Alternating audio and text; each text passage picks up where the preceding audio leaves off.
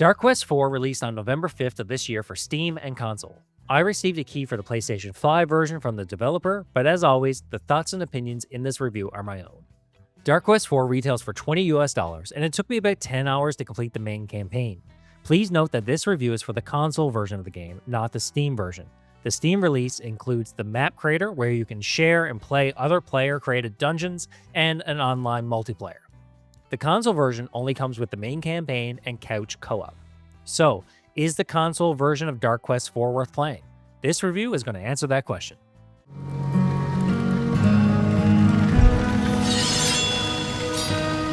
Barbarian, wizard, dwarf, prepare to die.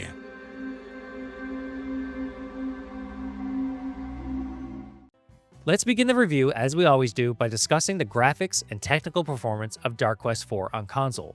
The console version of Dark Quest IV doesn't have any graphical options like a performance mode or a quality mode, but that doesn't really matter since the FPS stayed steady the entire time, while the game looks good. I really like the details of the map being part of the board game, and everything in Dark Quest IV is geared towards that. The enemies in your characters are figurines, the terrain changes as you move up and down dungeons, and the sides of the board contain your money bag and several other objects that are interacted with. Technical performance-wise, however, it's more of a mixed bag. I had a number of bugs that soft-locked the game, requiring a restart. Characters would just freeze in the middle of their action, refusing to do anything, which meant I would need to restart the entire level again. The border of your character should change from green to blue when they're active, but there were a number of times when this didn't happen. Cards in your hand would not function correctly, and there were times when my characters would move but not attack because of a mispress of a button. Overall, it's nothing that would cause me to not recommend the game, but Dark Quest IV is in need of a couple patches in order to be as polished as I would like a game to be. But the biggest technical problem comes from the lack of features present on the console version in comparison to the Steam release. As I said before, the console version only has the main campaign, which is about 10 hours long, and couch co-op, where you can have different characters assigned to another controller if you wanted to play with two other friends on the same console. The Steam version, however, comes with online multiplayer. On top of that, the map creator that the Steam version has, where players can create custom dungeons and share them online through the workshop, giving the game infinite replayability, is absent on the console release. The fact that both versions retail for $20 means that the console release is the lesser version, and that alone means that I would only recommend the Steam version rather than the console release.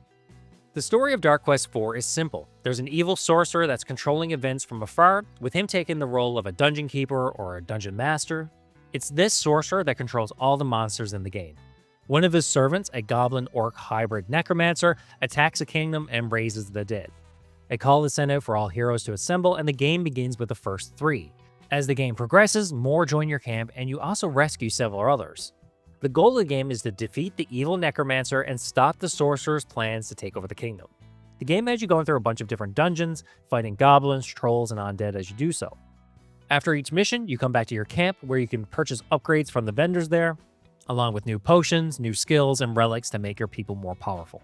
Dark Quest IV plays like a board game, with you moving your characters, interacting with the map through switches and traps, while the AI controls the monsters to defeat you. The entire game takes place in a series of dungeons that all have secrets, loads of enemies, and gold to use in your camp to buy upgrades. Your attacks and skills use cards, some being available to you all the time, and others being one-time use per battle and one time per dungeon. The gameplay is super fun, but this game can be hard. Enemies do a lot of damage, and your characters don't level up, so unless you load them out with good items and equipment, it's going to be hard. But at the end of the day, there is a limit to how powerful you can be, so strategy is important. Where you place your characters to block doors or hallways, which enemies to focus on first, or when to ignore exploration to push for the exit are all part of the game. There is a difficulty slider that doesn't affect achievements, allowing you to pump up your character's health or lower the health of your enemies. There's also an option to increase the damage you do, but this one might be bugged because it also affects enemies, letting them do massive amounts of damage to you as well. Alright, let's go into the pros and cons of Dark Quest IV. For the pros, the game is fun and addictive, and the different combination of heroes with the various dungeons made it so that I always wanted to try again if I died, or press on to the next level. The difficulty adjustment can be tuned from a minor boost all the way up to a big health increase so that everyone can manage to beat it regardless of your skill level. The story has its humorous moments, and it wasn't just an excuse to have an adventure. For the cons, the console version lacks the custom creation and online multiplayer that the Steam version has. There are some bugs and glitches present that's going to force you to restart the game at times. There also aren't a lot of upgrades for your characters, meaning about halfway through the run, I had more gold than I could spend and no way of getting stronger to face the more difficulty levels. And that's it for another review. So, is Dark Quest IV worth playing on console? Unfortunately, without the custom map creator on console, this limits players to just the main campaign, which can be beaten in 6 to 10 hours depending on difficulty and skill level. The game is worth playing, but get the Steam version instead of the console version since they are the same price, and the Steam version has that custom map creator that lets you share and play other people's maps. I'm the Casual Console Gamer on YouTube, and I'll see you all in the next review.